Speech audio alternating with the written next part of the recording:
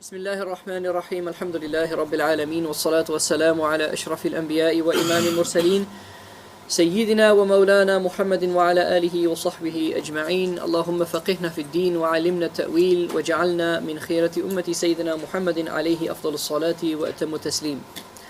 اللهم علمنا ما ينفعنا وانفعنا بما تعلمنا وزدنا علما يقربنا منك برحمتك يا أرحم الراحمين. In our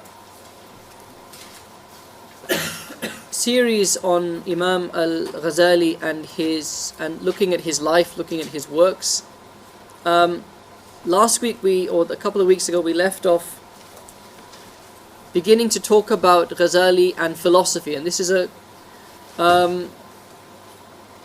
subject that deserves a lot more attention that it has probably received. It's a good, those of you who are interested in such things, a good PhD topic actually. Looking at the nature of Ghazali's interactions with philosophy. Some of my teachers, for example, Shaykh Afifi, have done a lot of work into Ghazali's take on philosophy, and have come up with some fairly interesting points that are made. The Ihya, and we briefly touched on this a couple of weeks ago, and we said that the Ihya in some ways can be understood as Ghazali's statement on philosophy, and statement specifically on epistemology. We'll come to that a bit later as we go through, inshallah. And I think we spent quite a bit of the last session talking about Ibn Sina. And Ibn Sina is a very influential figure. He's someone who influenced Ghazali a lot. Some of that influence is manifest, some of it is subtle. But if you look at the Ihya and what sets it apart from other great works of spirituality, like the Qut al-Qulub of Abu Talib al-Makki, like the works of Al-Harith al-Muhasibi, like his Kitab al-Ri'ayah, like the work of Abu al-Qasim al-Qushayri, his Risala, is actually Ghazali's incorporation of philosophical ethics, or if you like, his systematization of the interior life of a Muslim. And his systematization of the interior life of a Muslim on the basis of a very rational and therefore very universifiable understanding of what ethics is. So his ethics is not simply, Allah says you should be truthful. Here are the Quranic verses with their explanations about truthfulness. Here is what truthfulness entails. Here are some hadiths about truthfulness. Here are some of the sayings of the early scholars about truthfulness. But rather, an examination of what truthfulness is, how it manifests, what are the reasons a person is truthful, and what are the reasons a person is not truthful. And how do you looking at the reasons why you might not be truthful, you can work on them and so become truthful. So, for example, since I've randomly picked the example of truthfulness, one of the reasons that a person is not truthful is fear. That you fear the consequences of being truthful. Okay? Another reason that you are not truthful is greed. That by not being truthful, you gain something that you wouldn't gain if you were truthful. So actually, truthfulness is a result of an absence of fear and an absence of greed. So what types of greed lead you to be deceitful? What types of fear lead you to be deceitful? And what can you do about those things? And it's that psychological investigation into the nature of truthfulness and the nature of deceitfulness that's what makes the Ihya so powerful. Considering we're talking about ethics, is there any framework which specifies what thing or manifestation is an ethic. So for example, we talked about in Usul that Ghazali, he wrote the Khuliyat al-Khams and he systematized and such. Is the same in ethics, has it done the same in ethics? Yes, this is what we're saying, is that what Ghazali did is systematize ethics. Okay? So we study fiqh together. Right? And when we study fiqh, we talk about rulings, but we talk about the reasons for those rulings, we talk about the legal basis, and etc., etc. And there's an usul al-fiqh, there's a lot of investigation into not what is the ruling, but why is that the ruling. Okay? And Ghazali did something very similar for what we could call tasawwuf. What he doesn't actually ever call it tasawwuf. He calls it fiqhul batin. And it's a very interesting phraseology that he uses. Fiqhul qalb, i.e. the fiqh of the heart, or fiqhul batin, the fiqh of the inward. Alright? And he uses the word fiqh deliberately. Alright? And he was pretty much the first person to coin that phrase. That this is the fiqh of your inward states.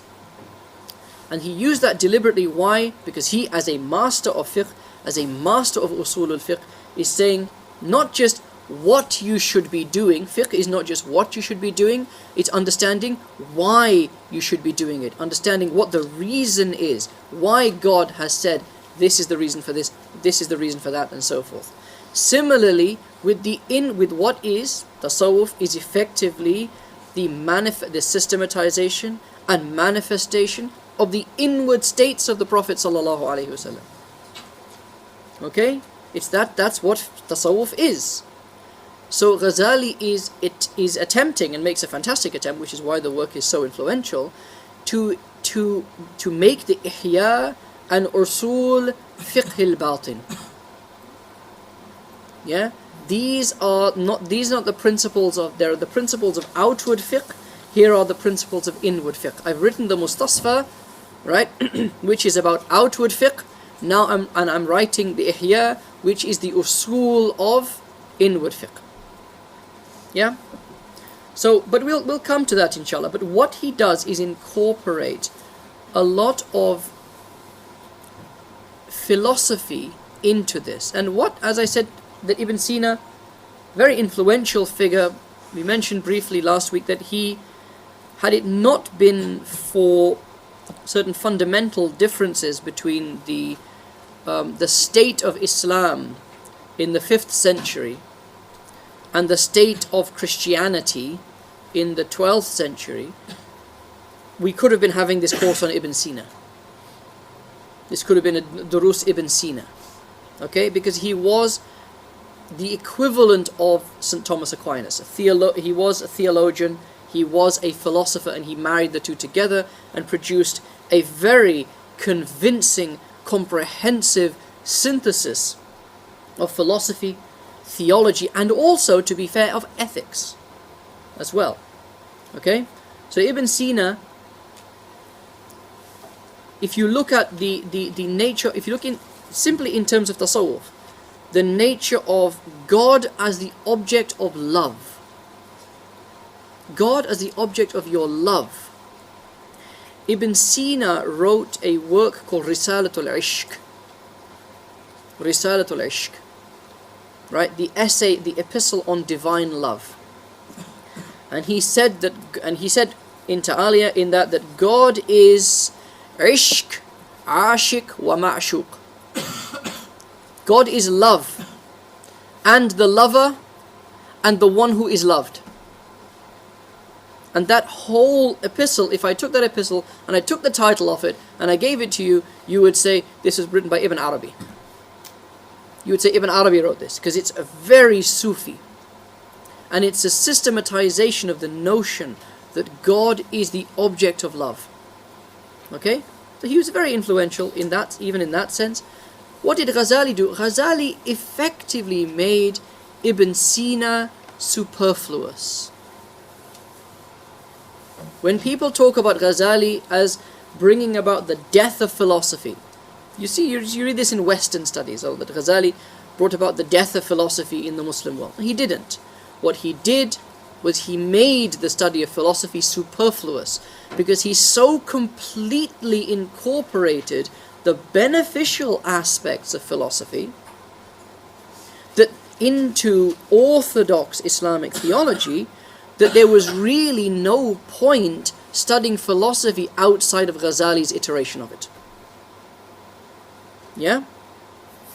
So, just a quick look. We had a look at the three types of philosophers that Ghazali identified: ad-Dahriyya, the naturalists, those are those who believed in the eternity of the universe; at-Tabi'iyya, material positivists, which is basically the scientists of today, who will say that natural things in and of themselves cause effects, basically.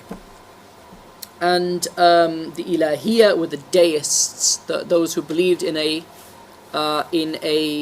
ultimate cause. Okay, and this all relates to the notion of causality. So, a very brief excursus on causality. We said there were three types of philosophers: the materialists, okay, and they are in the history of philosophy they're known as the pre-Socratics. The pre-Socratics, okay. Then you have the Tabi'iyya naturalists. Now, what does this mean? They were material positivists. What does that mean? A positivist is someone who only believes something that can be proven. And a material positivist is someone who only believes something that can be proven and is observable. Observable. Okay? That the only thing that exists is things that take up space. That's what a material is. A material is something that takes up space. Okay? The only things that exist are things that take up space. Bodies exist, souls do not. Right? Bodies exist, souls do not exist, because souls do not take up space. Alright? There's a bit of emphasis I put here on the Tabi'iyya, because in our day and age, this is the greatest assault on religion, is this. Prove to me that God exists. Demonstrate to me in an experiment that God exists. Okay? And we will start talking about, oh, but what about the Big Bang? And oh, what about this? And oh, what about that? And, you know, what have you. Wrong. Wrong. First, scientist, demonstrate to me why only material things exist. The basis of modern science, what's called scientism, which is the belief system that exists around science, is that only material things have cause. Okay? And that has already been profoundly undercut by quantum mechanics. Okay, so for those of you interested in such things, I'm not going to ask for a show of hands, but for those of you who are interested in such things, quantum mechanics undercuts this notion entirely. That only material things have cause. Okay? But what is this belief? They accept only material, and this is a modern belief, but it is also an ancient belief. There's nothing new about the belief. The only thing that is new is the way that it is proved and the way that it is discussed. But the belief is exactly the same. You don't need a God. You can explain everything without needing to postulate a prime cause or an initial cause or what they call, inverted commas, a supernatural being. What do you mean? What do they mean by a supernatural being? A being that is not material. A being that is not material. A being that does not have a body. Okay? So they say material causality is the only possible causality. Every cause is thus created and has a form. It has a substance. Okay? Because it is created and it has a substance, it is bound by time and by space. Because it is created, it must exist in time. because it has a what you call an extension, i.e. it has a dimension in length, a dimension in width, a dimension in depth, it is bound by space. Okay? Now this belief leads to, when you take this belief, every effect has a cause, right? And so you have a cause, right? Your existence has a cause, and the cause of your existence is your parents. Okay? Your parents are your cause. They were created in time, they exist in space, and they brought about you. But though your parents also had a cause, and their cause was your grandparents, and so on, so it goes. This belief, when you ask the question, how is there something rather than nothing? Why is there stuff? Why do things exist at all? When you simply have a belief in material causality, you run into a big problem. And that problem is that either at the beginning of everything, you either have an infinite series of cause and effect going back in time that never ends. In that case, nothing can exist. Or you have something that self-creates. Something that self-creates, which is a logical impossibility. Something cannot bring itself out of nothing, because it's nothing. So how does it make something? If it's nothing, how can it do anything? If it's doing something, i.e. creating itself, it's not nothing, is it? Okay? When you study theology, the first belief, infinite regress, is called tasalsul. Right? And the second belief, which is self-creation, is called dawr, circularity. Okay? Let me explain infinite regress. Dominoes. Okay? What knocks over one domino? The domino that comes before it. What knocks over that domino? The domino that comes before it. How does this whole thing start? It starts with someone pushing the domino, the first domino. If you have an infinite series of dominoes going backwards, the falling of each one causes the falling of the next one, what happens? Go forwards in time. What happens? None of the dominoes will ever get knocked over. Because for the first domino to get knocked over, or for one domino to get knocked over, there has to be a domino before it that knocks it. Okay? And for that domino to get knocked over, there has to be one before it that knocks it. And if you've got infinite dominoes going back in time, then there is never a first domino to knock over the second domino. Because there is no first domino. They're just dominoes going back in time. So if you have a sequence of cause and events where A causes B, B causes C, C causes D, D causes E, going back in time, nothing can exist. Nothing can ever happen. That's called a fallacy. It's a logical fallacy. It's called the fallacy of infinite regress. Okay? Right. Right. Now, we also talk about naturalists. Okay? Naturalists believe that only the material exists. Okay? That's materialist and naturalist is the same thing. Only the material things exist. Only things that have a body exist. Nothing immaterial like the soul, like angels, like God. These things do not exist. There is another form of naturalism called methodological naturalism. This is important. Methodological naturalism as opposed to metaphysical naturalism. Okay? Metaphysical naturalism, we believe that nothing other than the material exists. Okay? Methodological naturalism, we act as though only the material exists. Okay?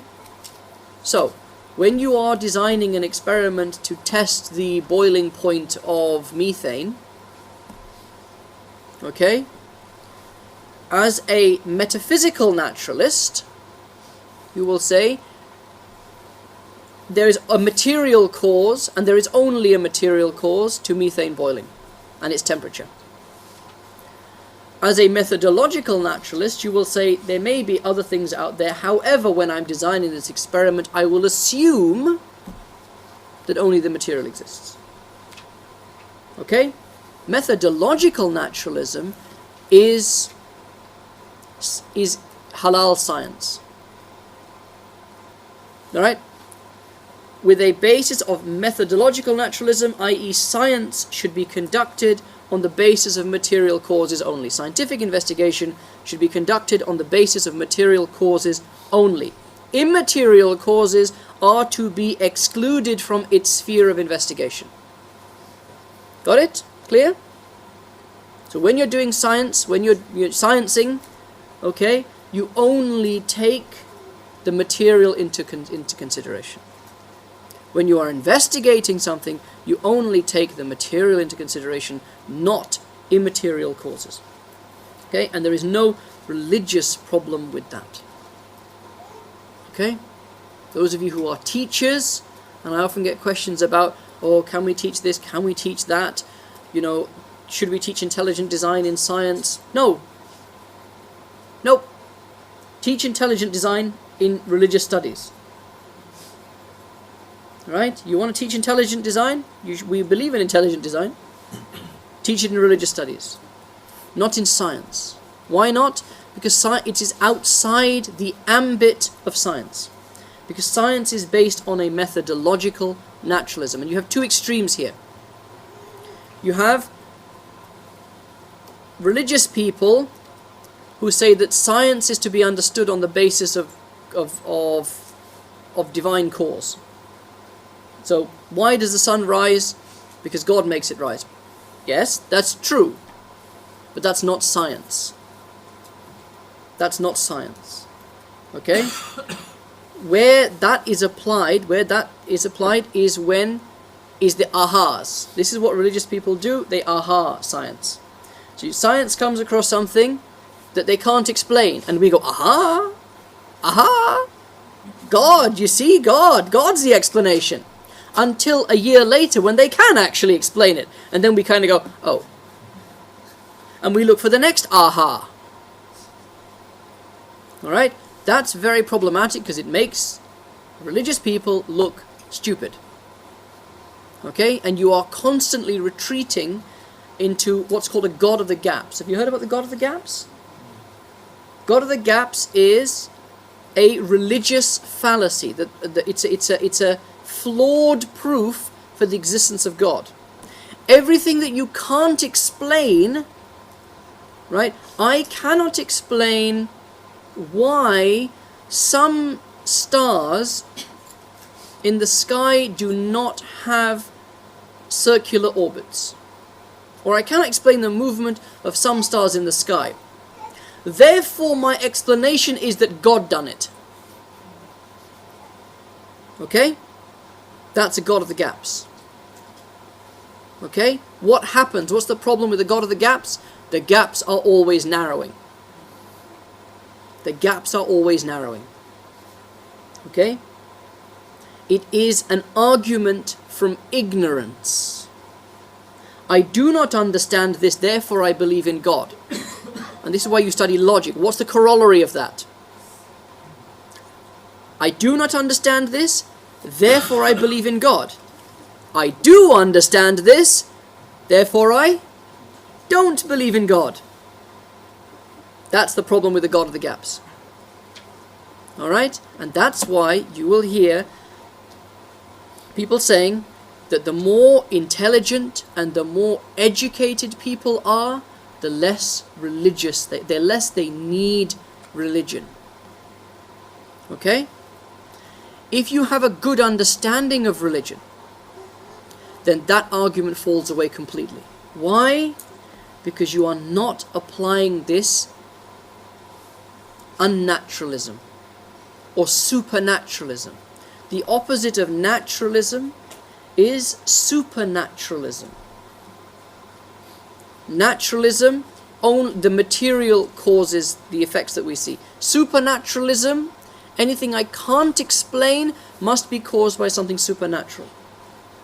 Okay? Why was there a storm? Primitive times. Why was there a storm? Because the God of the winds was angry because we didn't make a sacrifice. Quick, make a sacrifice, appease the God of the winds, and hey, the storm settles down.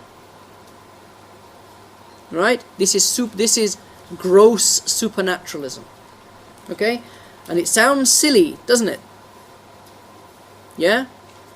If I said, why is there a storm? Because God is angry.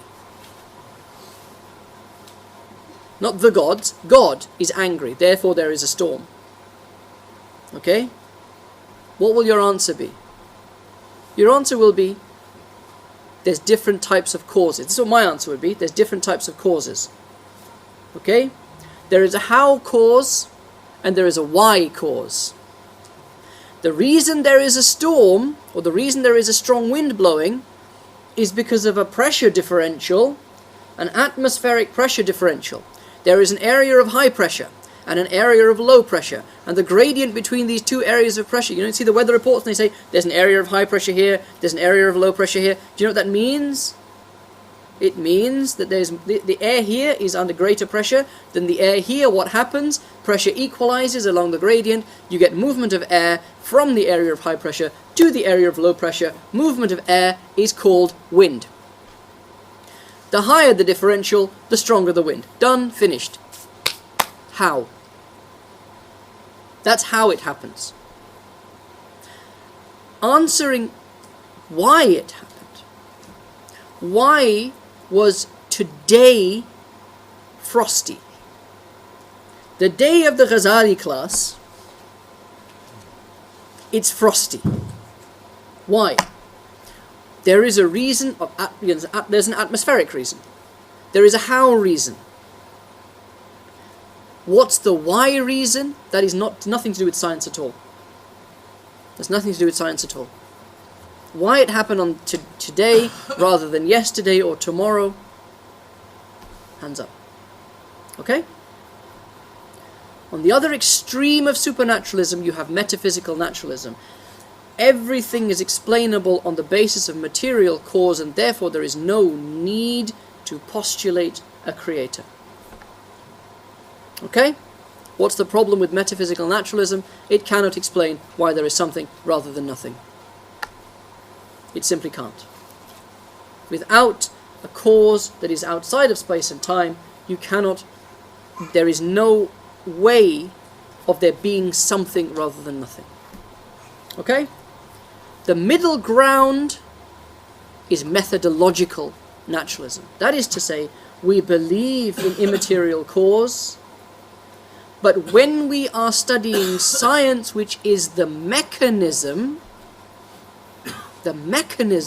by which things happen, we simply study the mechanism.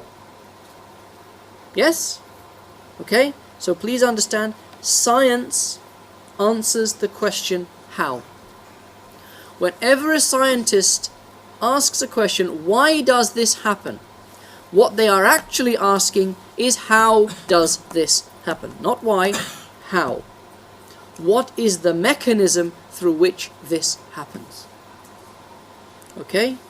And there is a problem with our use of language. In Arabic, you would say kayf and lima. Kayf, how? Lima, why? And they point to two different levels of cause. And that's what this slide is about. Two different levels of causality. A how cause and a why cause. Okay? So this here, quick excursus, and I'm spending a bit of time on this because, as I said, this is the great heresy of our time. This is the great heresy of our time. This is the reason that you find educated, intelligent Muslims leaving Islam. I cannot square my belief in God with evolution.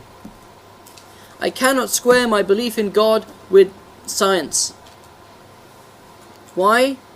Because, one, they are trapped between metaphysical naturalists who say everything is created by gravity, all life came about through evolution, blah, blah, blah, blah, blah, and there is no need for any other material, any other cause at all. And supernaturalists, who when they go and ask a question, why is this something rather? Oh, because God said it. Because God did it. Yeah? And I've met people who've left Islam purely on this basis. And the simple way is to say, look at what, this is science. This is the remit of science. When science steps outside that remit, it's no longer science. Okay? When science steps outside the remit, it's no longer science. As is, Stephen Hawking, for example, what's called the M theory. Okay? M theory, which is the why is there a universe? Oh, there's a universe because there's actually a higher form of existence. It cannot be measured.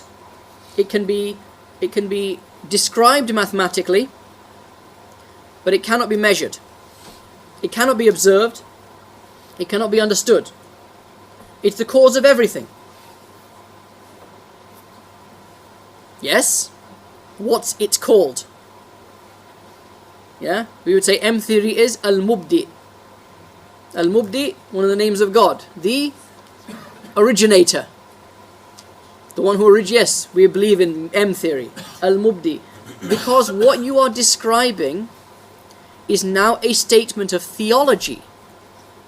I believe in the existence of something whose effects can be detected, who can be described mathematically or using the language of logic, but cannot be observed, cannot be identified, cannot be measured, cannot be demonstrated in and of itself, because it is transcendent beyond the boundaries of this universe, and therefore beyond the boundaries of the human capacity to perceive things. But that's exactly how we describe God. Okay? What's the issue here? Science only, the remit of science is things that can be observed, can be measured, can be demonstrated. If something cannot be observed, measured and demonstrated, it is outside the remit of science, and it is within the remit of theology. Okay? And that, in a nutshell, is the answer to the great heresy of our time. The great cause of unbelief in our time. Okay? It is simply to delineate the boundaries of science and to understand some of this stuff. So, this is from Aristotle. This is from Aristotle. But Ibn Sina mentions it, and Ghazali talks about it as well. A material cause. What's the material? He says there are 4 types of causes. There is a material cause, which is a substance that is required to create an effect. I.e., you need metal to build a car. You need metal to build a car. Okay?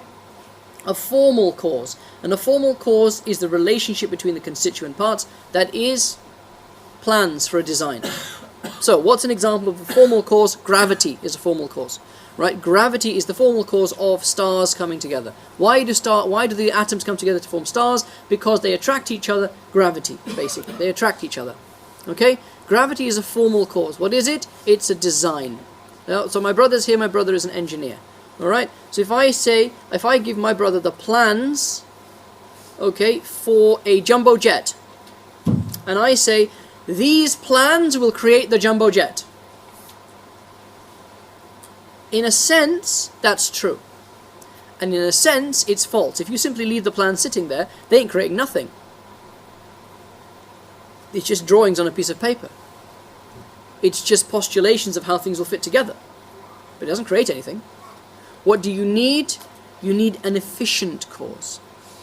And an efficient here means one who brings about an effect. Right? That which actually utilizes the materials according to the form, or puts the materials together in terms of the form to bring about the thing. So that's the engineer. That's the builder. He takes the material cause, he applies the formal cause to the material cause, and brings about the effect, which is the jumbo jet or a jet engine. Okay? And then Aristotle spoke about an ultimate cause, or a final cause. And what is that? The purpose for which it was created. And that's the why. That's the why. Everything before it is the how. Okay? So what do I need? Material cause. How do I put it together? Formal cause. Actually putting it together, efficient cause. Why am I putting it together? Ultimate cause. Okay? And a lot of the problem with science, okay, because scientists have given up on philosophy, is they've given up on this stuff.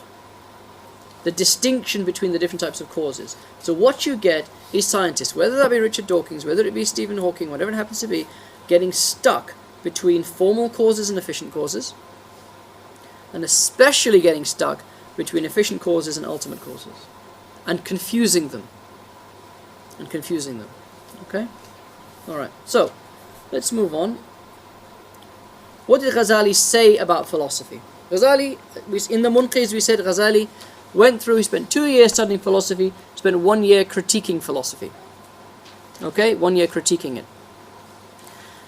His basic conclusion was this, that in terms of the ruling of philosophy, there are some things, some elements of philosophy are flat out unbelief.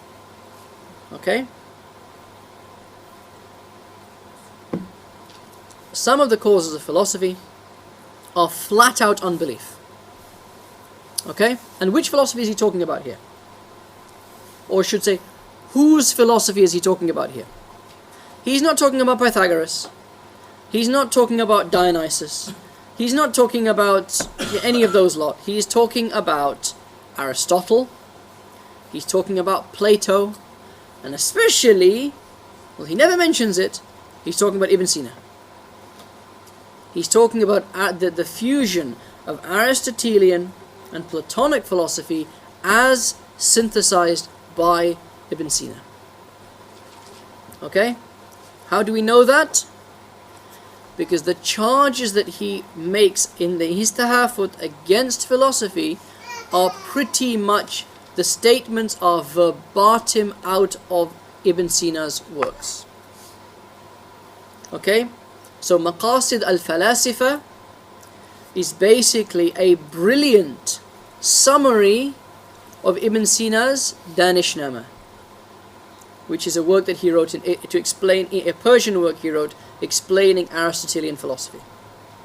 And Ghazali basically took that work, he studied it, as he does always. Ghazali there's nothing new comes out of Ghazali. This is the amazing thing about Ghazali. He's an efficient cause. Right? Ghazali is an efficient cause. He's not a material cause. He takes what's there, he unscrews it, right? So he takes the Lego set, all right? He takes a whole bunch of Lego. He takes it, he picks all the bricks apart, then he puts it back together. And when he puts it back together, it's much better than it was before. You know, that's what Ghazali basically does. So he basically took the Danishnama of Ibn Sina, which was a long, rambling work in Persian about philosophy and all kinds of other stuff, synthesized it brilliantly and said, philosophy, done. Yeah? And again, because of the Maqasid, you don't need the Danishnama anymore. Right? Philosophers, Muslim philosophers, rely on the Maqasid al-Falasifa, basically, to explain philosophy. The Tahafut is, funnily enough, although it's meant to be, although it is a refutation of philosophy, people assume it's built on the Maqasid, but it isn't built on the Maqasid. There are things that are mentioned in the Maqasid that he just passes without any question at all.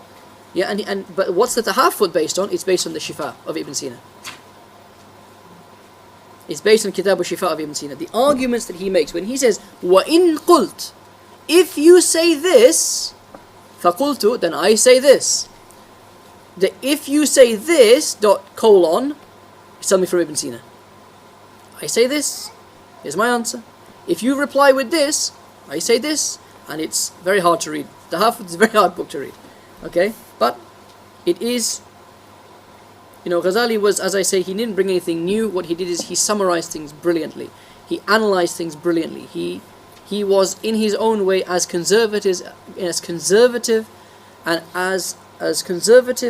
upholder of tradition as Imam Ahmad bin Hanbal was before him. Yeah? It's just the way he did it was brilliant. Okay? So he said some philosophy is flat out unbelief.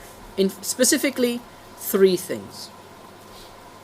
There are 3 beliefs, okay, that are held by the philosophers that constitute disbelief. Number 1 is the pre-eternity of the universe. Right? Number 2 is the denial of physical resurrection. The denial of physical resurrection. Number 3 is God's ignorance of particulars. That is to say, God knows universals but does not know particulars. Okay? God does not know, who will wear the number 10 vest for Liverpool in their next game. God doesn't know that. Okay? We won't go into that in detail, but these 3 beliefs, he said, these 3 beliefs constitute disbelief. Okay? Some of it is heresy. And Ibn and Ghazali picked out 17 points that were heresy, that did not remove one from the fold of Islam, but removed one from the fold of orthodox belief, of correct belief, the belief of the Ahl Sunnah. And then he said some of it is undeniable. And this is the interesting thing. He said some philosophy is undeniable. So what he did then is he broke down the subject of philosophy. We spoke a few lessons back. We spoke about learning theory. Do you remember? We said there's recall. So there's the levels of knowledge. There's recall. There's understanding. There's application, systematization, etc., etc. This is Ghazali's systematization of philosophy. I'm not sure how clear that is. Oh, it's pretty clear. Okay, yeah. So he says you can divide all philosophical investigation into 6 basic categories. Maths, okay? Logic, physical science is what we would call today science. Metaphysics, political science, and moral science. Okay? So, he said, let's look at this. Maths, let's start with maths. Maths is demonstrative knowledge. It is undeniable. Maths is undeniable. The proof that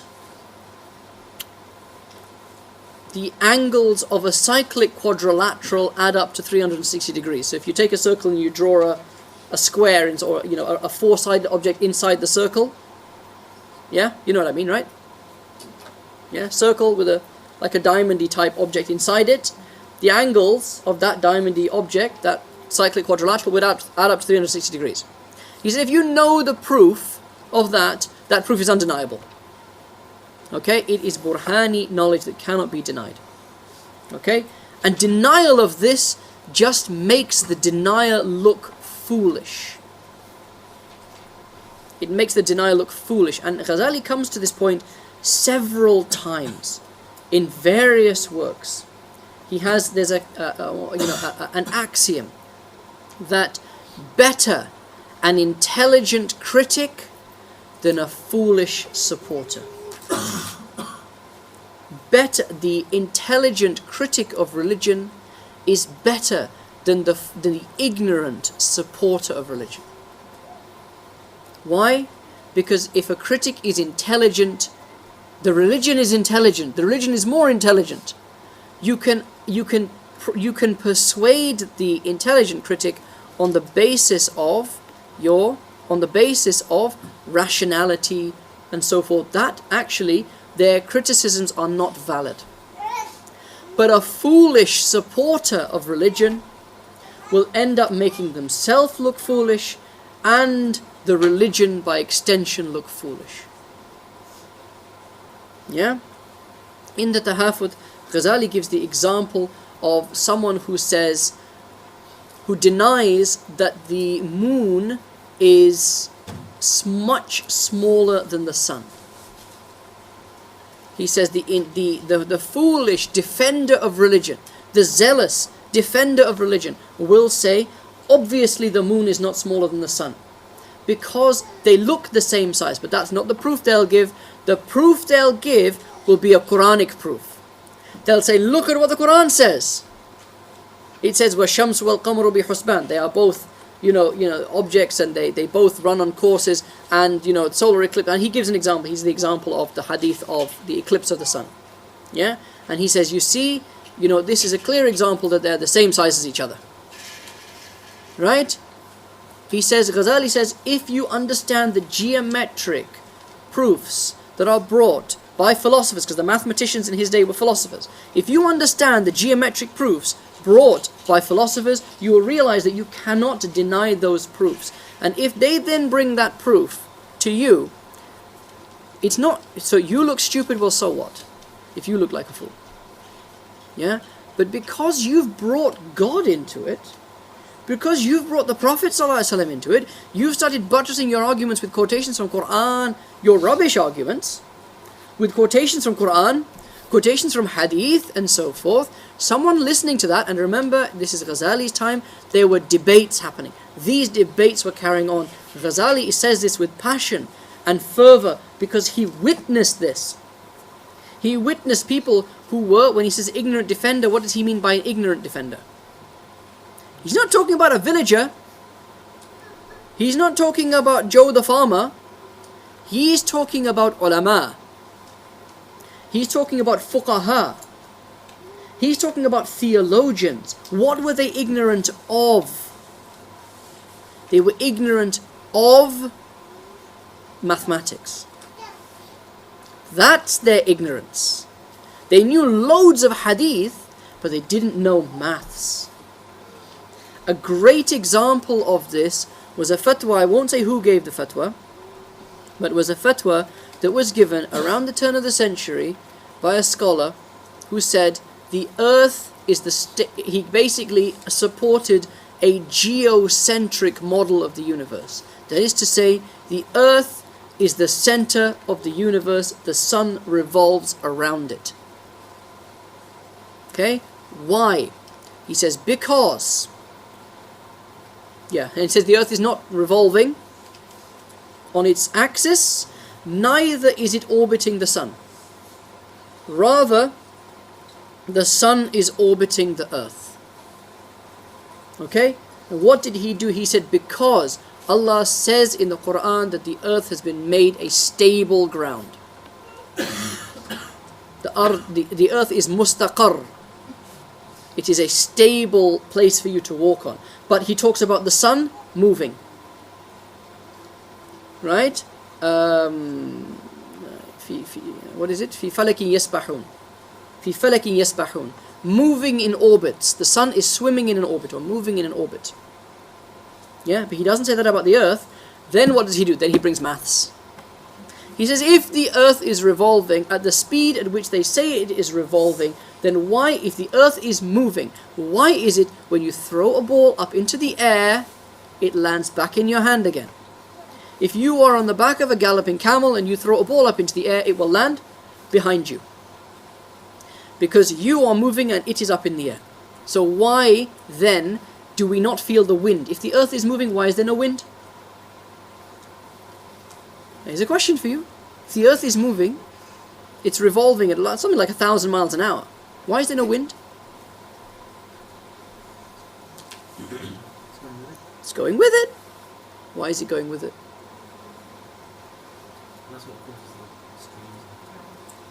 Well, it's not your answer to my question. Why is it going with it? Why does the air move with the earth? Why does the earth revolve? So the earth is core, mantle, crust. Yes? Core, mantle and crust, yes? What is spinning? The core is spinning. The core is spinning and the mantle is spinning. Why is the crust spinning? The crust is spinning because it is linked to the mantle, basically. So it moves with it. Right? What's the air linked to? Is the air attached to the ground? No. Why is the air moving? Do you know why the air moves? Basically, mountains. Basically, mountains. There are mountains. So when the earth turns like that, when the crust turns, between one mountain range and another mountain range, they move the air with it. Basically. It's a bit more complicated than that, but effectively it's that. But what this scholar did, he brought these proofs. Okay? Now, what happens? Now, this is a very, a highly intelligent scholar, basing a scientific argument, and he brings serious proofs, scientific argument on the Quranic verse. Now, when you turn around and say, no, We have satellites in orbit that very clearly show, you can see it with your eyes, that the Earth is turning. With your eyes, you can see the Earth is turning. Now, that scholar is 150 years ago. There were no satellites, etc., etc. But this is the argument he made. The problem is that people in modern times are making the same argument as he said, because he said so it must be true. What happens now? You don't just make yourself look foolish, you make the religion look foolish. Why? Because you don't understand the maths, you don't understand the physics of it. And he said, Ghazali said, this is the problem with an intelligent, an ignorant, a defender of the religion who is ignorant about things like mathematics. And it's a very strong argument that he makes. He says, however, that in the Munqidh, he says the study of mathematics is problematic. He says the study of all philosophy is problematic generally. Why? He said there are two problems. There are two problems with mathematics. One is belief by osmosis. He doesn't say that, obviously, I'm saying that. And the other is denial by osmosis. What's denial by osmosis? Denial by osmosis is by people who are ignorant of, who don't go into the proofs. They simply say, philosophers, their metaphysics is nonsense. So therefore all of philosophy must be nonsense. Therefore maths is nonsense. Okay, what happens? You turn intelligent people away from religion. This is what he says. Through this, intelligent people can say that the proof of mathematics is demonstrable. If you show me the proofs that a cyclic quadrilaterals angled, internal angles add up to 360 degrees, I can see that proof. You've worked it out for me step by step by step. It's undeniable. However, religion is not quite undeniable. Right? There is an element of belief.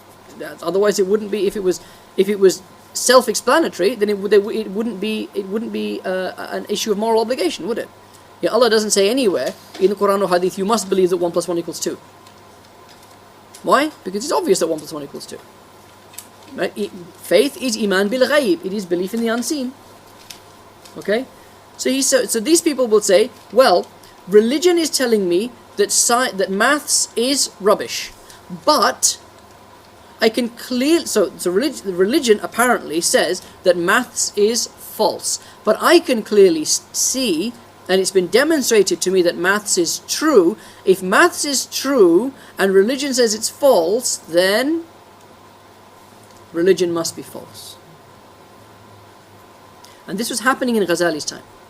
One of the reasons that Ghazali, and if you remember, I know it's been a while now, but remember he went into seclusion and then he was persuaded to come back into teaching. Remember that?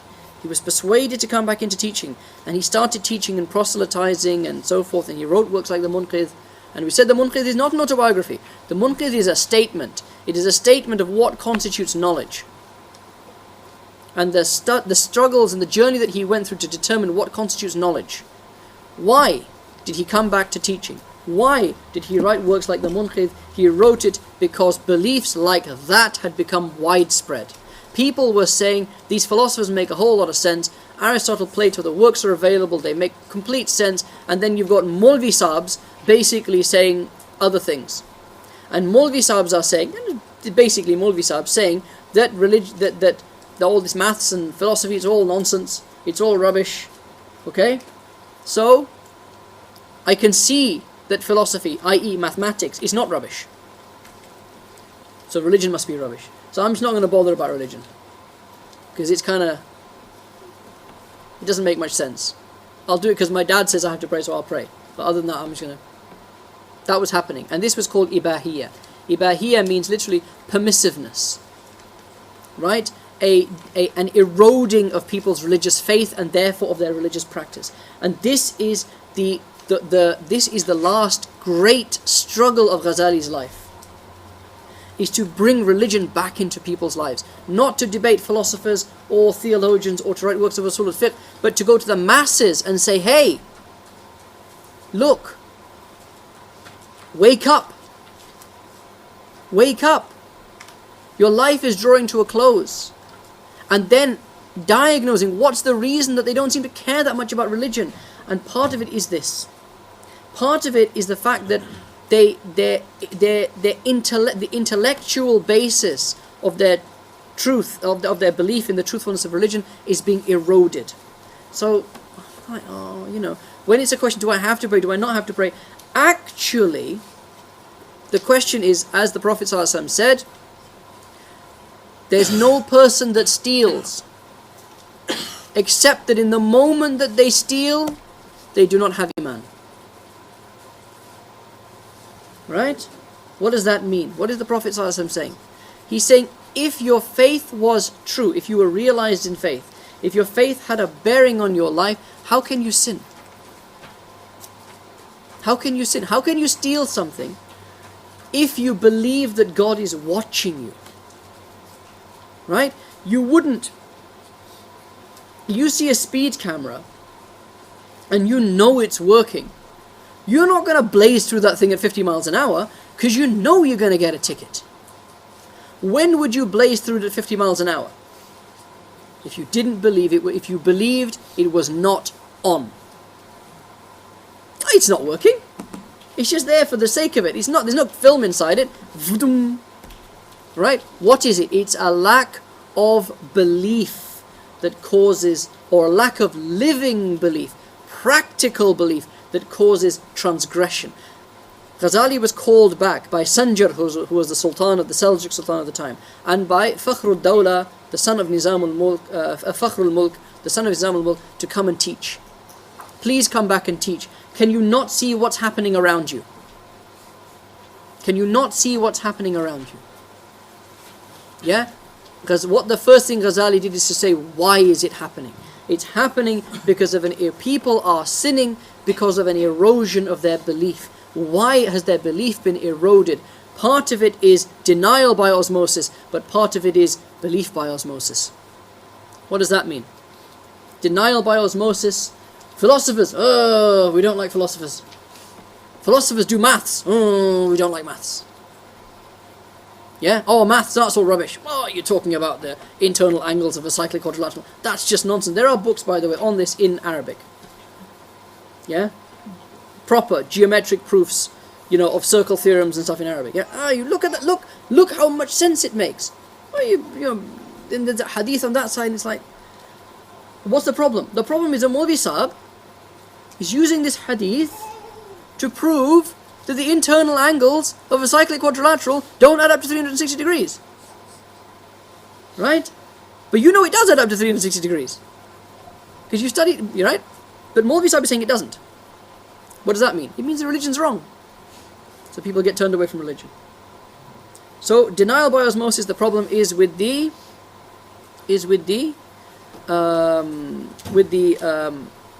ulama. Belief by osmosis. What's that?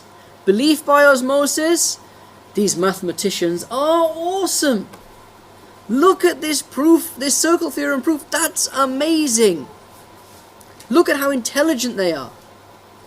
Or what do they say about God? Oh, there's no God. Well, do you know something? They're so intelligent. They can't be wrong about that too. Because they're intelligent. About the most important questions. Is there an afterlife? Will we be requited for our sins? Well, they're saying no. They proved something in circle theorem. So then maybe they're right. Okay? What's this? Admiration for mathematicians leads to acceptance of their metaphysics. And the example that Ghazali quotes is Pythagoras. He says his mathematics was incredible. Pythagoras theorem of Pythagorean theorem, right? A squared plus B squared equals C squared. The proof of the hypotenuse thingy in a right angle triangle. 100%, no problem, brilliant. But people then had such admiration for Pythagoras because he was right about something like that. They went into his metaphysics, which is just weird.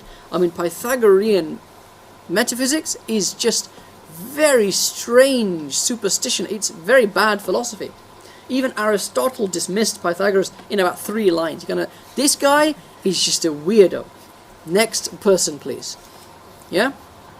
Well, what happens? Exactly these two, again, why spending time on it? Exactly these two processes are happening right now. The philosophers of our time are scientists, and exactly these processes are occurring right now. Okay?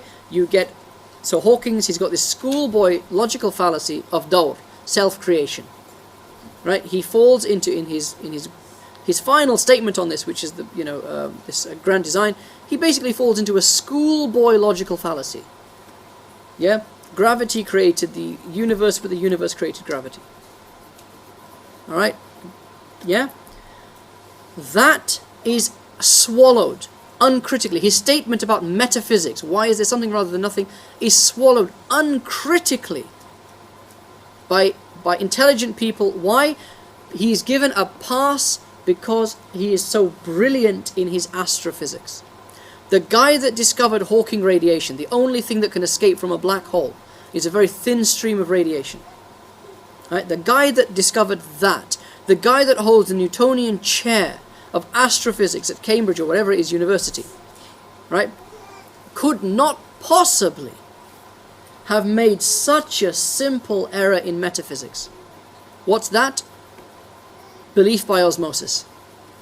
If he was right about the maths, he's right about the metaphysics. And what's the opposite of that? Richard Dawkins and Harun Yahya. Yeah? Right? Oh, these guys, Richard Dawkins, what's the problem? Metaphysics. His problem is metaphysics. As with all scientists, their problem is metaphysics. Right? But what that leads you to do is deny his unquestioned brilliance in biology. You can't debate Richard Dawkins in biology. You can't debate Richard Dawkins about genes. You can debate the implications of what he says when they go outside of his field, but not in that field. And when you get people like Harun Yahya, again, my apologies to Harun Yahya, but a scientifically flawed and occasionally academically dishonest rejection of evolution. Let's not talk about evolution now, but understand this: Harun Yahya's, and this is, if it helps people, normal people, that's fine. If it helps, your friend who is your friend who is who works in a fast food takeaway, say, hey, Harun Yahya, that's why I don't believe in evolution, therefore I believe in God. Great. Alhamdulillah. Okay? You got someone who's gone to university, who studied biology, who studied something like that, and you say, oh, read this book by Harun Yahya. Yeah? That's a different matter entirely. Okay? You have to understand that his rejection of evolution is flawed. It's scientifically flawed. Unfortunately. It's scientifically flawed. Okay? And the reason it's scientifically flawed is because he has basically swallowed fundamentalist Christian alternatives, which we don't actually need. We as Muslims, we don't fundamentalist Christians who are writing works against evolution need to prove that God created the world in 6 days. Okay? They need to prove that. They need to prove that dinosaurs existed at the same time as human beings. Okay? We don't need to prove that. If you go to the Museum of Creation, which is in America, it's a proper museum in America, right? You will find mock-ups of Adam alayhi salam with a dinosaur in the background. Because they need to prove that. Because of their corrupted version of the Bible. Their corrupted version of Genesis. Forces them into things that are just completely untenable scientifically. Guys, our uncorrupted divine revelation does not force us into any of that stuff. So why dig yourself into somebody else's hole and allow yourself to be buried? Right? This is the problem. Okay? Okay. So that's maths. Logic is the same thing. It's apodictic proofs. Apodictic proof is what's an apodictic proof? It's a demonstrative proof. All men are mortal. Socrates is a man, therefore Socrates is mortal. That's logic, right? all sound argument, whether it's philosophical argument or theological argument, all sound argument rests on logical principles. So logic is simply a way of thinking clearly. That's all logic is. Logic equals thinking clearly. Okay? And you can't deny the need to think clearly. So people who deny logical principles on the basis of religious belief, it's the same problem. You make the religion look stupid. You make the religion look irrational. When I say stupid, what I mean is irrational, i.e. not rational. Okay? And our religion is highly rational. Okay? So the same things. And similarly, deep comprehension of logic and the principles of logic allows you to pick out logical flaws of even the greatest philosophers. This is what Ghazali says. If you understand logic well, it's a benefit. That's exactly what Ghazali did in the Tahafut. He didn't contradict the greatest, one of the greatest philosophers who's ever lived. Ibn Sina was one of the great philosophers who has ever lived in the history of the world. Yeah? And Ghazali didn't refute him on the basis of Quran. He refuted him on the basis of logic. So deep comprehension of logic allows you to pick out the flaws even in the statements of the greatest philosophers. And in our time, it allows us, because unfortunately we have to rely on Christian theologians to do this for us. Right? Because certainly in the English-speaking Muslim world, there's no, I exclude Shaykh Abdul Hakim Murad and a few other people from this, but there's no one at that level who's able to do this for us, so we have to rely on other people. And unfortunately, Shaykh Abdul Hakim Murad hasn't written a work on evolution. He hasn't written a work on astrophysics. Yeah, and until he does, yeah, we are relying on William Lane Craig, and we're relying on people like that. Okay? But it can be done, and it has been done. Okay. Third division of philosophy is, keeping around the time, third division of philosophy is the physical sciences, what we today call science. And Ghazali says this is largely unproblematic, but there are some elements of heresy within it. Okay, and that's the physical sciences in his time. Okay. The problems with physical sciences in the time of Ghazali, the theological problems with the physical sciences in the time of Ghazali are exactly the same as the problems in our time, which is what's called the inductive fallacy, or the inductive assumption. Alright? So, I gave you an example of a deductive argument, an apodictic argument. All men are mortal. Socrates is a man. Therefore, Socrates must be mortal. There's no way out of that. Socrates must be mortal. If he's a man, he must be mortal. Okay? That's a deductive proof. An inductive proof is this. Every time I've ever dropped anything, it's fallen to the floor. Therefore, if I drop this object, it will fall to the floor. Okay? Or every object I've ever dropped has fallen to the floor. This is an object, therefore this object will fall to the floor. Okay? What's the problem with that? The problem is you haven't used the word all. If you say all objects drop when they are, or all objects fall when they are dropped, this is an object, then the assumption that the only conclusion is this object will fall. Okay? What's the problem? You cannot prove that every object will drop when it falls, will fall when it drops. Let go of a balloon, what happens? It rises. Right? If you'd never seen a balloon, you would say everything that is dropped falls. Okay? Until you see a balloon and you go, oh, that didn't drop. Okay? That's called the inductive assumption. And it's the problem that underlies the whole of scientific inquiry. Because theories are based on induction. Okay?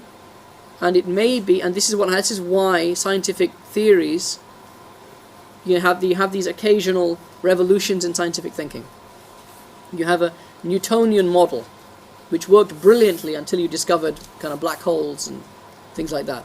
Then suddenly, all the theories based on induction, what I've seen, what I've observed, what I've repeatedly observed, the theory I formulated on the basis of my repeated observations, that I've tested, that I found to be sound, that's all great. However, in a different situation, you might find that your theory does not hold, in which case now you've got to come up with a new theory.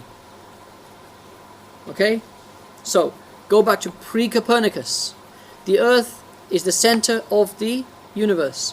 The sun revolves around it, the moon revolves around it, the stars revolve around it. Okay?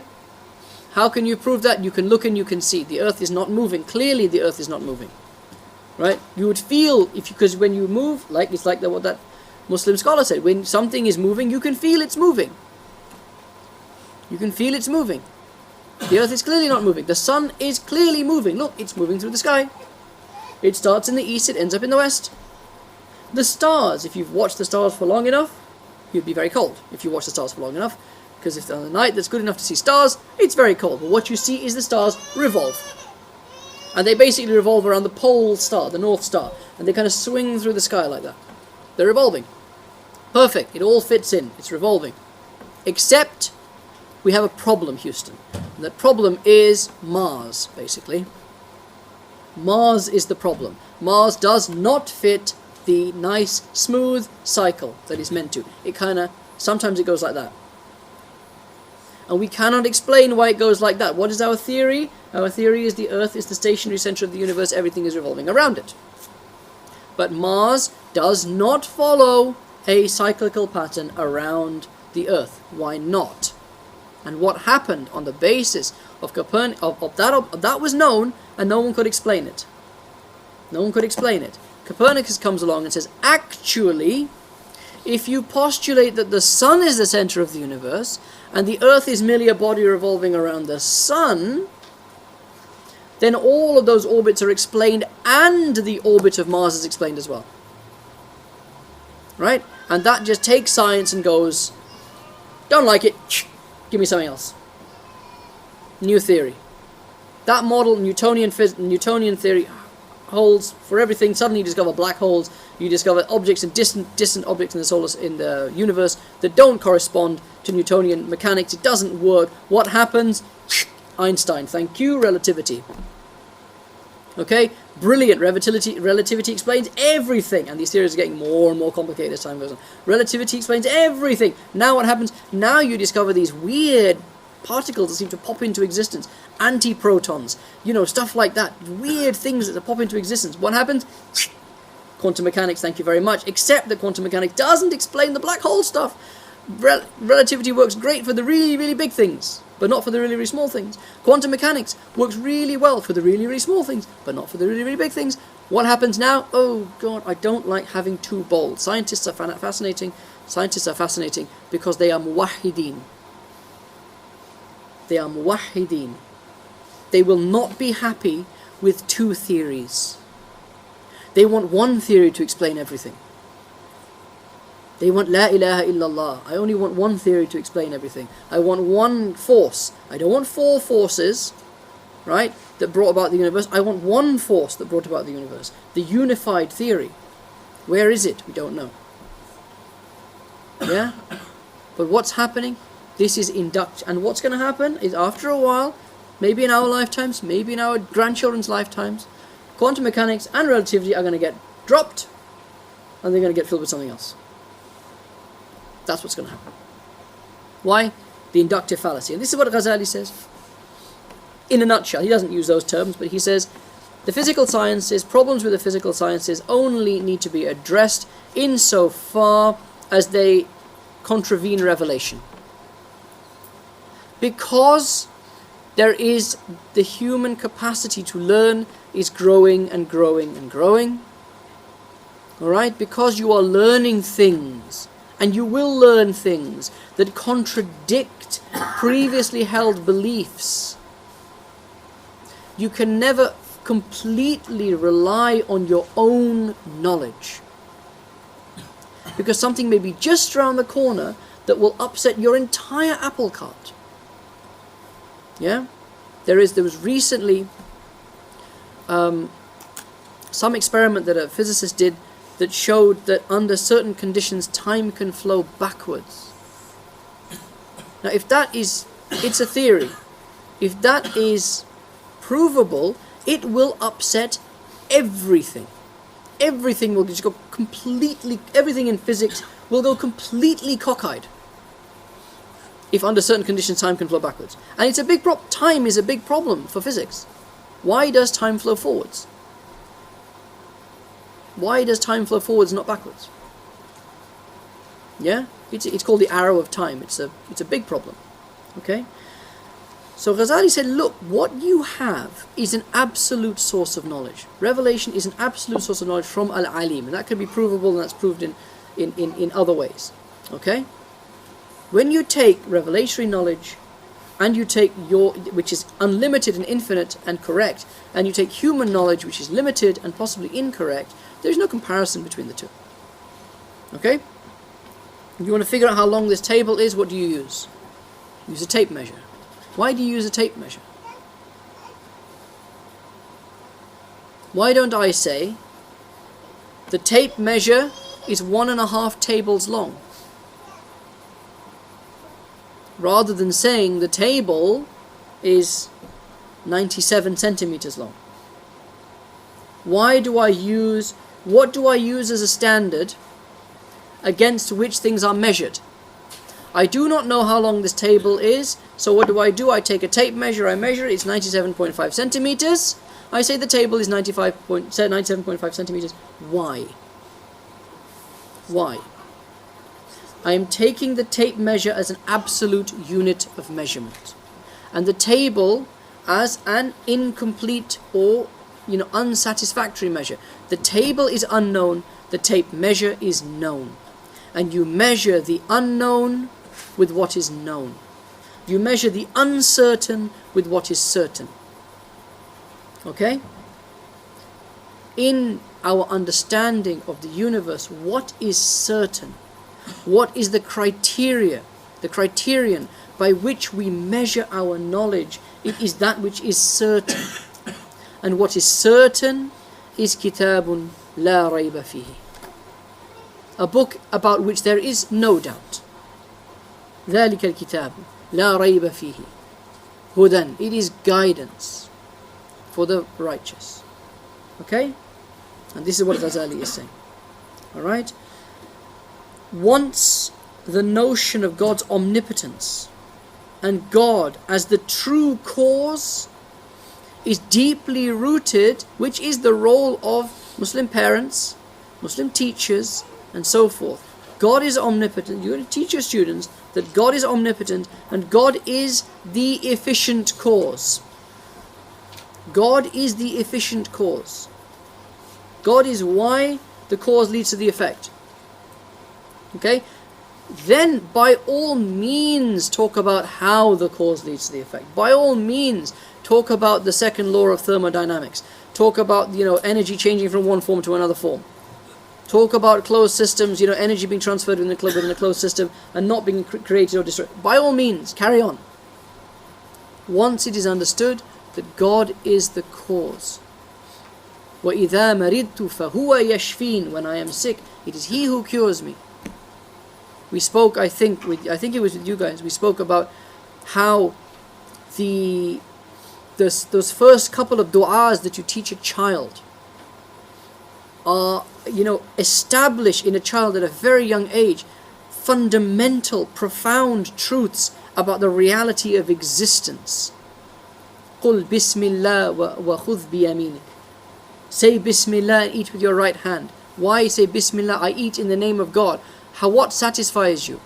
Ya Alhamdulillah alladhi at'amani wa saqani waja'alni min al-muslimin. Praise be to the one. Child's eaten, they feel full, they feel satisfied. What will that child attribute the feeling of satisfaction to? The food. What do you teach the child? Say praise be to God, who is the one who has given me the satisfaction. God has filled me up. God has quenched my thirst. God has removed the need for food. God has removed the desire for drink. And God has done something else. God has made me understand the universe truly by making me Muslim. So at a very young age, 3, 4 years old, that child is repeating to themselves every time they eat and they are full. You are explaining to that child through the dua the difference between apparent cause and real cause, between material cause and efficient cause. The food is the material cause of your satisfaction. It is the thing that fills the stomach, right? The formal cause you'll study later on, the stomach wall distends. That sets off various receptors. The receptors go to the brain produces hormones that produce or endorphins that produce a feeling of satiation and send a message back to back saying you don't need to eat anymore. That's the formal cause. But what is the efficient cause? The efficient cause, the reason you feel full, is not the food. It's not the expansion of the stomach. It is الَّذِي أَطْعَمَنِي وَسَقَانِي, the one who fed me, the one who gave me to drink. And you teach the child this at a very young age, before they will understand any of this stuff. Why? Because it ingrains into them Allah, Allah, Allah. وَهُوَ فَعَالٌ مَا يُرِيدُ. He is the one who does whatever he wishes. He is مُسَبِّبُ الْأَسْبَابِ. يَا مُسَبِّبُ الْأَسْبَابِ or يَا مُسَبِّبَ الْأَسْبَابِ. Oh Allah, you are the one who creates cause. You are the true cause that lies behind the effects of apparent cause. And you teach it. That's our responsibility, to teach our children this, to teach our students this. Then by all means talk about the formal causes. By all means talk about the mechanics as much as you like, because the child will understand that now what they are studying is called the Sunan al-Kawniyya. Sunnatullahi fi samawati wal ard. This is the way of God in the heavens and the earth. This is how God by and large causes things to happen. This is, now you are studying the wisdom of God. Now you are studying the wisdom of God. Have you ever thought why when you eat you feel full at a certain time? Why do you feel full? Why don't you just keep eating? Why do you need to eat at all? I mean, this body is an amazing thing. The way it's put together is amazing. I know, I've studied it in detail. Forgotten most of it, but I've studied it in detail. Yeah, and it's incredible how it fits together. But all of those things are formal and material causes. Right? It is God who brings about the effect. He is the one at'amani. Why? That's His wisdom. That's His wisdom. Okay? So once you've got this, once the notion of God's omnipotence and God as being the true cause is deeply rooted, now when you study the physical sciences, you are studying the Sunan al-Kawniyya. You are studying the how. You're studying the how. The why, you know. You know the why already. Okay? And this is the greatest problem with modern science is naturalism. Okay? And this is the basis of modern science as opposed to ancient science. This, in fact, is the difference. Why we talk about modern... We've heard the phrase modern science. What makes modern science modern is its metaphysics, not anything else. Is that it is founded on the concept that there is no immaterial cause. There is only material cause. And at a push, a formal cause as well. Okay? Okay. Metaphysics. We'll finish inshallah at the end with this slide. Metaphysics. Now this is the fourth division of philosophy that Ghazali talks about. And this is where the big problem lies. Okay? The biggest problem with philosophy is its metaphysics. I.e., what is metaphysics? Metaphysics is the understanding of... metaphysics, which means that which transcends physics. That which transcends the physical. Okay? That which is beyond the physical. And he said this is where the problem lies. And he discusses that in detail in the Tahafut, but basically it's the same thing. As if you remember earlier on in the Munqidh, Ghazali said, look, I tried to see what are the bases of knowledge, what are the things I can just rely on, and I could rely on two things. I could rely on sense data, and I could rely on logical axioms. Then I realized I couldn't rely on sense data because it was incorrect. I looked at a shadow, the shadow at every moment seems still, but yet it moves. I know it must move because it was here and now it's there, but I never saw it moving. It looked still at every instant. Yeah, so I cannot rely on sense data. Because if sense data tells me the shadow is still, I know for a fact it's not still. It can't be still. It must be moving. Okay? So I rely on logical axioms. And then what happens? How do I know there isn't something above logical axioms? And then that led him to what was called the crisis of skepticism. Okay? He was brought out of that, he says, by the munqidh min ad-dalal. By the deliverer from error. God. Allah is the munqidh min ad-dalal. And Allah saved me in ways I cannot explain. By a number of different things. It became firmly rooted in my heart that I could rely on logical axioms. But it was that, did I tell you I told you about the periodic table, right? This is the belief in higher forms of knowledge, with the knowledge that comes from dreams, intuition, etc., etc. Periodic table, no? The guy, the Mendeleev, was Dmitry Mendeleev was the guy who invented the periodic table. He came up with this, you know the periodic table looks like, right? He had all these elements, he knew they had all these properties, and he knew that there was a connection between them. He could not for the life of him. He spent years and years and years, and he was one of these proper, proper Asperger's types, never, didn't speak to people, locked himself up for years at a time, and, proper, mad scientist type, yeah? Could not figure it out, drove him to despair that he could not figure out how all these elements meant to fit together. I know these things are related, I know those things are related because they have the same effects under certain circumstances, blah, blah, blah, blah. Can't figure out how it goes together. What happens? One night, he just despairs, he says, I'm giving up, forget it, he goes to sleep. What happens? He dreams the periodic table. He dreams it.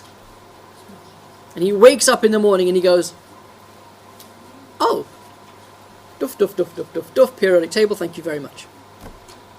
How did that knowledge come to him? This is intuitive knowledge. It's an inspiration that came to him. And there are quite a few stories in science like this. Quite a few stories in science. You know the most famous story in fictional science about this? Have to bring some geek into this, guys. The flux capacitor. Back to the Future. How does Doc Brown invent time travel? He's hanging up a clock, he slips, he hits his head, he falls unconscious, he dreams the flux capacitor, and that's how he invents time travel. Do you know why that's there? I'm not even going to ask if you've seen Back to the Future, because of course you've seen Back to the Future. And you all know what I'm talking about, so stop acting pious. Right? Why is that story there? It's because a lot of the history of scientific discovery has been serendipity. This is serendipity. A random chance, an accident, luck, a dream, a vision, an inspiration. A lot of the advancement of science is not about, let me think about this and work it out. It's, I've thought about this, I've worked it out, I can't figure it out, I give up, and you kind of, you go to sleep and you wake up and you've dreamed it. You have a vision. You slip and you hit your head on the toilet and you have a vision of the flux capacitor. And that's why, in Back to the Future, it's there. That's why he comes up with it in that way.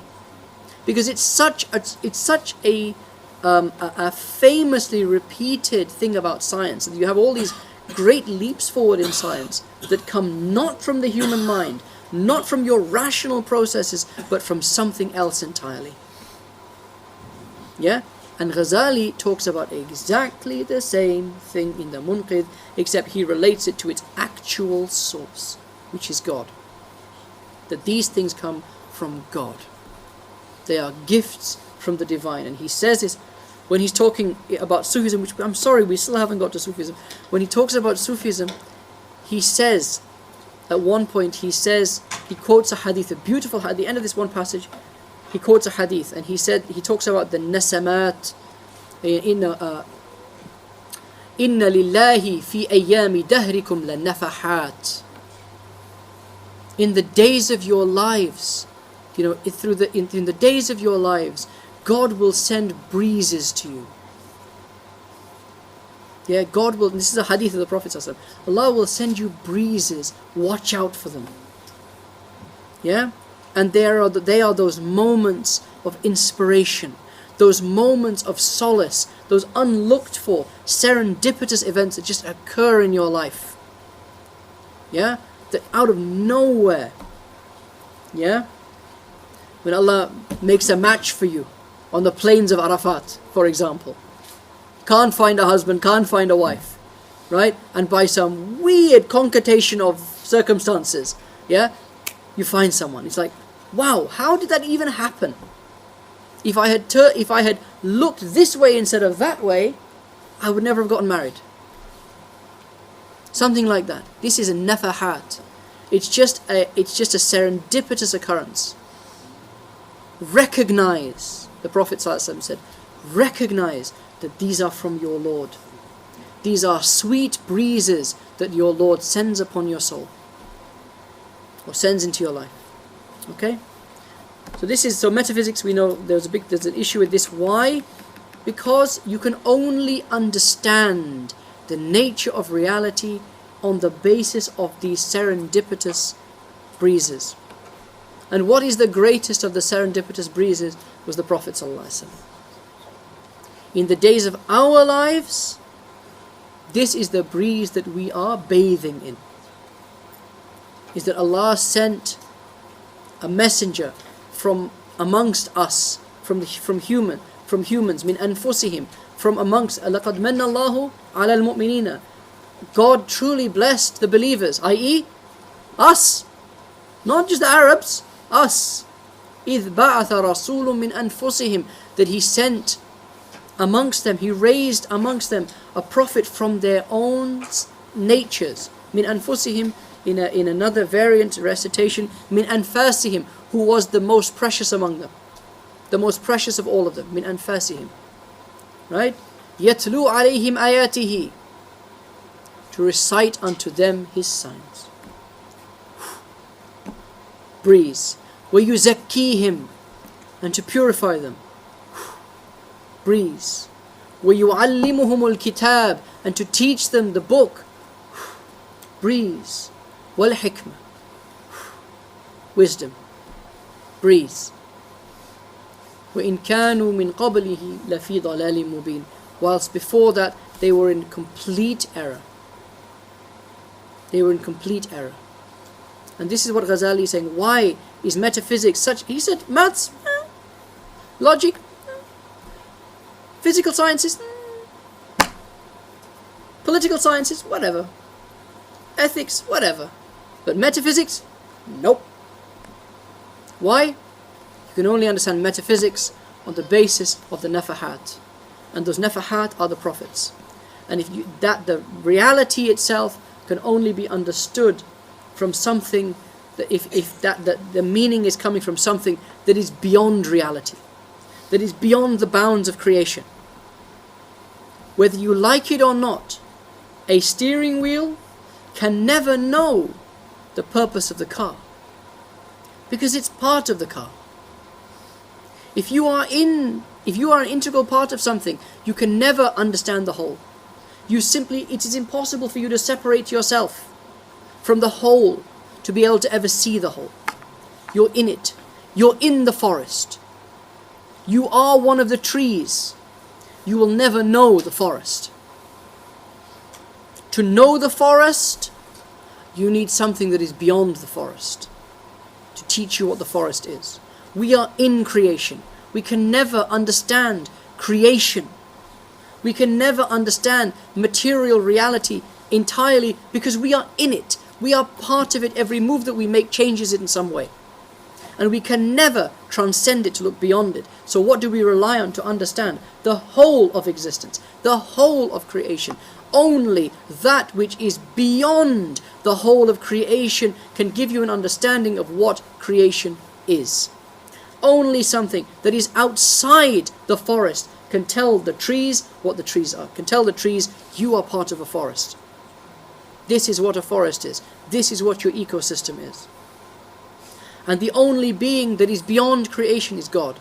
And the only one to which God has communicated the knowledge of creation is the prophets. And the only prophet whose message has not been changed or corrupted is the Prophet sallallahu alaihi wasallam. He is Babullah. He is the door of God. If you try to approach God from any other door, like metaphysics, like Aristotle, like Plato, if you try to approach God by any other door, you will not enter. There is one door to the presence of God, and that one door is the Prophet sallallahu alaihi wasallam. And what a beautiful door is the Prophet sallallahu alaihi wasallam. What a beautiful entry! What a beautiful entry to the divine presence. Political moral sciences. Ghazali says, look, take them for what they are. They are simply the wisdoms of their Sufis. That's all they're doing. They are simply the wisdom of those Sufis, of the mystics of their inspired people, of their prophets that they have passed down, ethical maxims. Yeah? You know, do unto others as you would have them do unto you. Yeah, Immanuel Kant said that. What is Immanuel Kant passing on? He's passing on Jesus, basically. Kant spends 10 years of his life trying to figure out a rational basis for morality. What does he end up with? Do unto others as you would have them do unto you. What? Qala Isa alayhi salam. She's going to put that in front, just acknowledge. Yeah?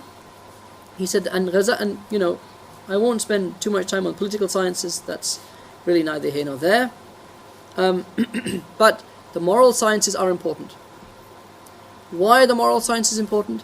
Because when Ghazali incorporates philosophical ideas into Islamic ethics, and he systematizes the fiqh al-batin on the basis of the certain logical precepts, psychological understandings, and so on and so forth, which is what gives the Ihya its power, which is what gives the Ihya its structure.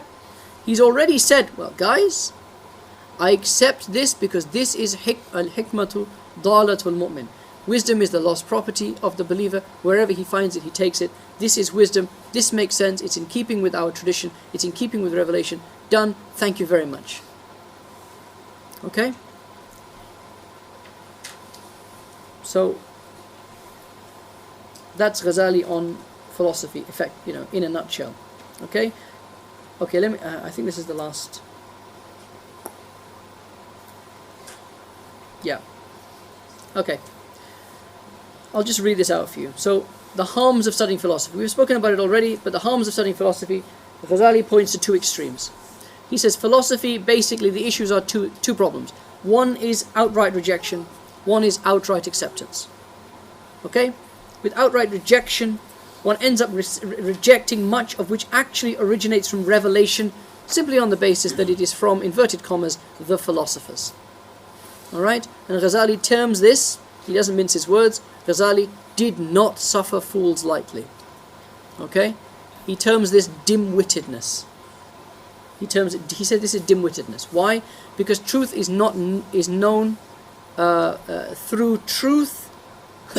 I've even confused myself with this. Through truth is known its people. Right? And this is a restatement of a very famous statement of Sayyidina Ali.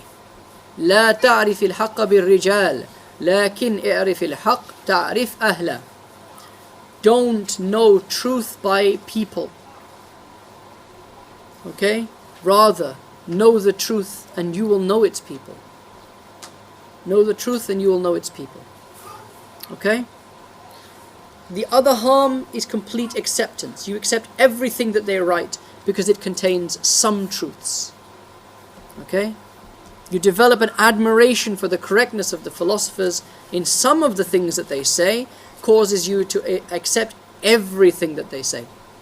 And he uses a lovely analogy here, the analogy of the counterfeiter's bag. He said, you got a counterfeiter with a bag of coins. Alright? He says some of the coins are genuine and some of them are fake. And he says, here is my statement. Here is my statement on philosophy. If you don't know how to distinguish genuine coins from fake coins, don't put your hand in the bag. Don't put your hand in the bag. However, if you do know how to distinguish fake coins from genuine coins, by all means put your hands in the bag, because you'll get the gold. There is gold in that there bag. And he's got this brilliant summary. This is a brilliant and eloquent summary of philosophy. Proximity to falsehood does not make truth less true. Proximity to truth does not make falsehood less false. Yeah? What is it about? This is Ghazali's argument against an appeal to either an appeal to authority or an ad hominem rejection. Ghazali is refuting two logical fallacies. Appeal to authority. It's right because Aristotle says so. It's right because Descartes says so. It's right because Immanuel Kant says so. It's right because Richard Dawkins says so. But also rejecting on the basis of people. It's wrong because Aristotle said it. It's wrong because Kant said it. It's wrong because Descartes said it. It's wrong because Stephen Hawking said it. Yeah? No. Know the truth. And then you will be able to distinguish truth from falsehood. And that is his statement on philosophy. And that is exactly what he does. He takes the benefits from philosophy and he takes the genuine coins, he leaves the fakes. He leaves the fakes, yeah? And that is why I'm saying he made the study of philosophy irrelevant. Because whatever is beneficial and useful in philosophy, either on its own terms or in terms of religion, Ghazali made it. Ghazali has brought it in already. He's done the work for you. He's done the filtering for you. All we need to do now is to try to understand the filtering process. Okay? May Allah make it easy for us. Jazakumullah khair. Wa sallallahu ala Sayyidina Muhammadin wa ala alihi wa sahbihi ajma'in. Walhamdulillahi Rabbil Alameen.